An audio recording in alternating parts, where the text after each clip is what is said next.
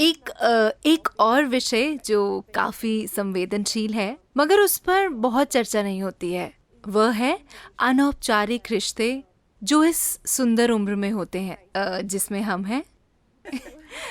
अपने बारे में थोड़ी अच्छी बातें कहनी थी। आजकल लोग शारीरिक संबंध बनाते हैं, लेकिन इन रिश्तों में ज्यादा भावनाएं नहीं होती। हम इस विषय पर आपकी आपकी राय जानना चाहते हैं। अगर लोग अपनी मर्जी से ऐसे रिश्ते बनाते हैं तो क्या ये सही है या ये क्या है? क्या मैं एक चुटकुला सुना सकता हूँ? बिल्कुल, मुझे चुटकुले पसंद हैं। एक मिसेस भाटिया थी। कोई भाटिया तो नहीं है? मैं नाम बदल सकता हूँ। एक मिसेस भाटिया थी जिनकी शादी की 50वीं वर्षगांठ थी। वर्षगांठ मनाने के बाद अगले दिन उन्होंने तलाक की अर्जी दे दी। जज ने तलाक की अर्जी देखी। वो एक अच्छी पारिवारिक मित्र भी थी, तो उसने उन्हें बुलाकर पूछा, आप अपने पति को तलाक क्यों देना चाहती हैं? वो इतना प्यारा आदमी है। आप उसे तलाक क्यों देना चाहती हैं? आप किस आधार पर उसे तलाक दे रही हैं? वो बोली, वो मेरे साथ वफादार नहीं रहे, वो मुझे धोखा देते रहे हैं। आप इस नतीजे पर कैसे पहुंची? आपने कल ही शादी की 50वीं वर्षगांठ मनाई थी। कल तक तो आप ठीक थी, फिर क्या हो गया? मुझे बीते दिनों की बहुत याद आ रही थी, तो मैंने फोटो एल्बम पलटना शुरू किया। फिर मैंने देखा कि मेरे 5 बच्चों में कोई भी उनके जैसा नहीं दिखता।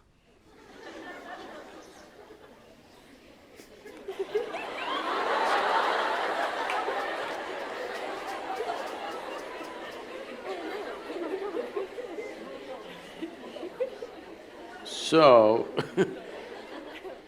देखिए, अभी क्या आपको याद है कि 10 पीढ़ी पहले आपकी दादी की दादी की दादी कैसी दिखती थी? नहीं, मगर उनकी नाक अभी आपके चेहरे पर मौजूद है। आपके शरीर को याद है, हाँ या ना? आपके शरीर को लाखों साल पहले आपके पूर्वजों की त्वचा का रंग भी याद है, अभी तक वो भूला नहीं है। तो जिसे आप मेरा शरीर कह रहे हैं, वो यादों का एक बहुत बड़ा संग्रह है ना? आपके दिमाग में मौजूद यादाश्त बहुत कम है। आपके शरीर में मौजूद यादाश्त, there is evolutionary, उसमें क्रमिक विकास की यादें हैं, जेनेटिक यादें हैं, कर्म की यादें हैं, व्यक्त और अव्यक्त स्तर की यादें हैं, ढेर सारी यादें हैं। आपको लगता है कि अभी आपको चलना आता है, लेकिन ऐसा सिर्फ इसलिए है क्योंकि आपके शरीर ने वो यादाश्त बनाई है। अगर आपका शरीर उसे भूल जाए तो आप चल नहीं पाएंगे। so इतनी यादें, आप जो छोटी से छोटी चीज करते हैं, आप जानते हैं कि क्या खाना है क्या नहीं खाना है, उसे मुंह में डालना है कान में नहीं। ये सुनने में अजीब लगता है, लेकिन आप यादों के कारण ही जानते हैं। तो आपका शरीर ढेर सारी यादों का भंडार है और वो हर समय यादें इकट्ठी करते रहता है। अगर आप यहां से यहां तक चलें तो 50 अलग अलग तरह की हल्की महकें होंगी। हो सकता है कि आप उस पर ध्यान न दें, मगर शरीर उसे इकट्ठा भी करता है और पहचानता भी है। वो लगातार पहचानता रहता है, इसलिए आप जानते हैं कि सुगंध क्या है, दुर्गंध क्या है, ये इसकी गंध है। आप आवाज, गंध वगैरह के अलग अलग पहलुओं को पहचानते हैं, क्योंकि ये प्रक्रिया लगातार चलती रहती है।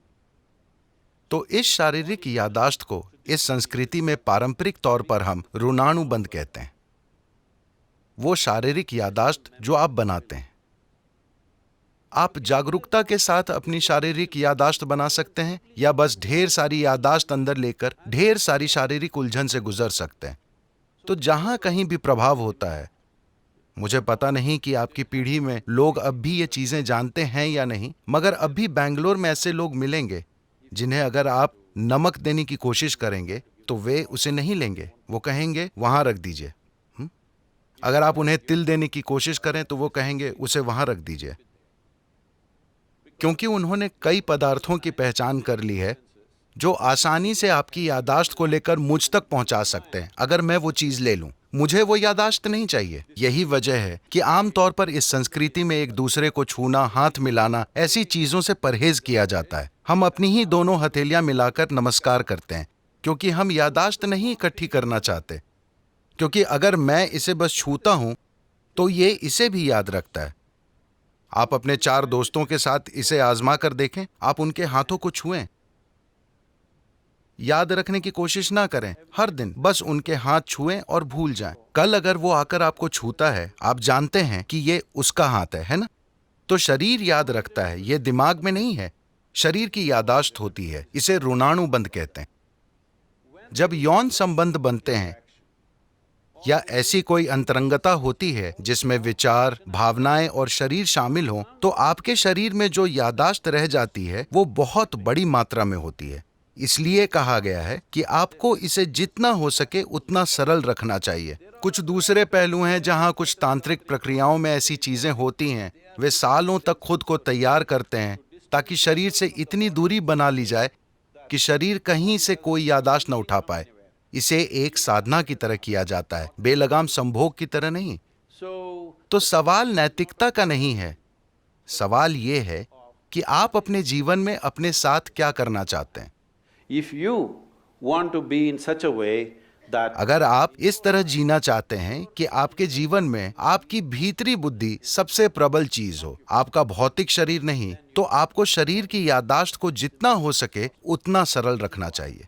इसलिए सादा भोजन, लोग बिल्कुल सादा भोजन करते हैं। अब भी मैं दिन में 1 बार भोजन करता हूं और भोजन में सिर्फ एक चीज खाता हूं, 10 नहीं। मैं वो चीजें दूसरे दिन खा लूंगा, मगर आज मैं सिर्फ एक चीज खाऊंगा। क्योंकि काफी फर्क आप आजमा कर देखिए, सिर्फ मेरे कहने पर मत जाइए। खासकर जब आपकी परीक्षा का समय आता है, सादा भोजन कीजिए और देखिए कि उससे कितना फर्क पड़ता है। आपकी बुद्धि कैसे काम करती है, आप कितना सतर्क रहते हैं, सब कुछ। तो आप खुद को क्या बनाना चाहते हैं? आप खुद को एक सेक्सुअल सुपरनोवा बनाना चाहते हैं या or no I'm saying कुछ लोगों का ऐसा इरादा हो सकता है, ये उनके ऊपर है। मगर आप अपने जीवन के साथ क्या करना चाहते हैं, ये आपको तय करना होगा।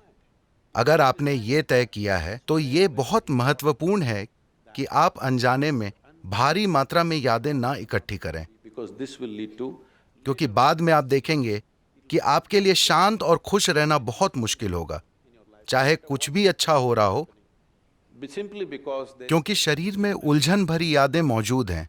जब इसी प्रकृति का कुछ और आता है तो शरीर में उलझन भरी उथल पुथल होने लगती है। शायद आपके दिमाग में यह ना आए, just physically ये सिर्फ शारीरिक रूप से होता रहेगा। तो ये चुनाव आपको करना है। ये नैतिकता का सवाल नहीं है, ये सवाल है समझदारी से जीने का।